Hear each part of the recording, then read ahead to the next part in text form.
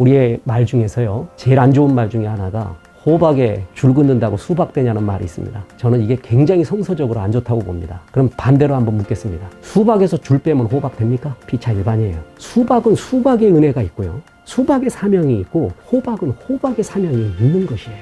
높낮이를 나눌 수가 없는 것입니다. 그게 작품의 의미예요.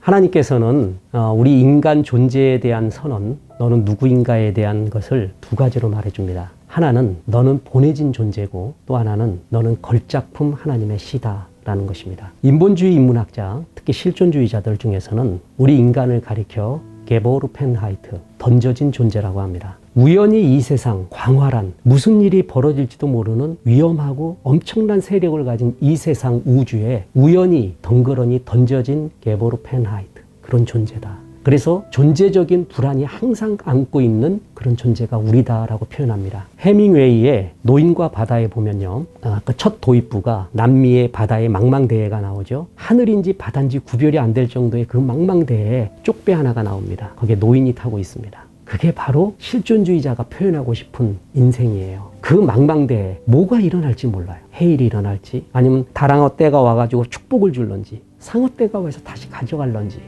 뭐가 일어날지 모르는 그 망망대해, 인간의 존재, 또 인간의 생각과 힘을 넘어선 듯한 망망대해에 덩그러니 우연히 던져진 존재. 표현 자체는 되게 멋있어요. 이렇게 하지만 성경은 너는 던져진 존재가 아니라 보내진 존재라고 말합니다. 내가 너를 보냄이 양을 이리 가운데 보낸가 같도다.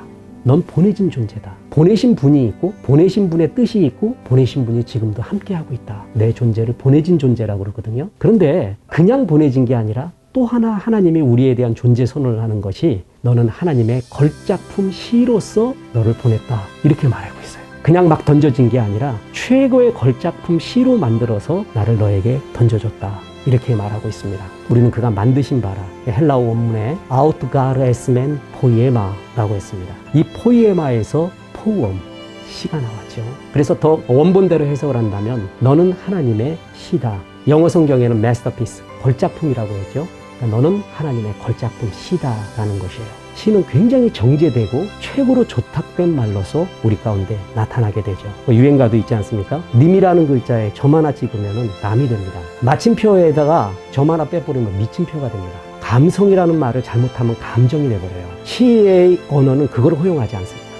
한 단어 한 점에도 모든 목숨을 겁니다. 보바리 부인을 지은 플로베르, 그 사람이 했던 유명한 말이 일물일어설이라는 것이 있습니다. 우주의 사물을 표현하는 하나의 단어가 있다. 이 사물을 표현할 수 있는 유일한 하나의 단어가 있는데 시인은 그걸 찾아내는 것이다. 그랬을 때 얼마나 기쁘겠어요. 유레카, 찾았구나. 그래서 춤을 추며 그것을 전해주는 것이 시인의 사명이라는 것입니다. 그만큼 단어 하나를 조탁해서 정말 고민해서 내놓는 거, 그게 시예요. 하나님이 우리를 그렇게 내놨다는 거예요. 우리는 보내진 존재인데 그냥 보내진 존재가 아니라 하나님이 갈고 닦아서 최상의 시로 만들어서 우리를 보냈다고 합니다.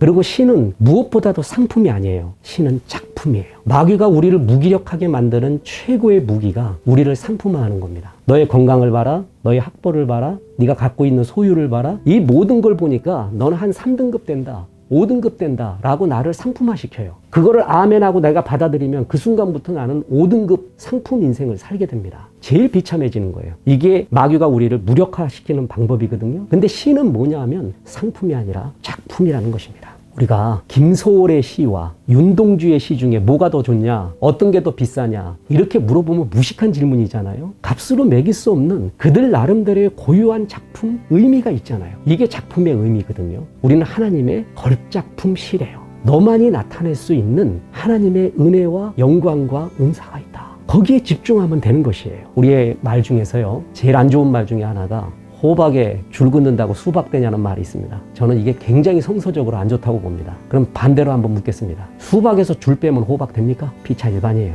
수박은 수박의 은혜가 있고요, 수박의 사명이 있고, 호박은 호박의 사명이 있는 것이에요. 높낮이를 나눌 수가 없는 것입니다. 그게 작품의 의미예요. 달덩이가 태양이 부럽다고 해서 자기 몸을 불덩이로 만들 필요가 없습니다. 다른 달의 사명이 있잖아요. 조수간만의 차가 달에서 오고 정서를 비춰주고 얼마나 많은 사람한테 꿈을 줍니까? 다른 달인 것이에요. 나는 나인 것이죠. 그게 작품의 의미입니다. 하나님은 너는 이 땅에 보내진, 네가 해야 될 사명을 안고 보내진 하나님의 최고의 걸작품이다. 그 프라이드를 갖고 너만이 낼 수 있는 하나님의 영광을 찾아 그 일을 충성스럽게 해다오. 그게 진짜 행복이고 존재의 기쁨이다.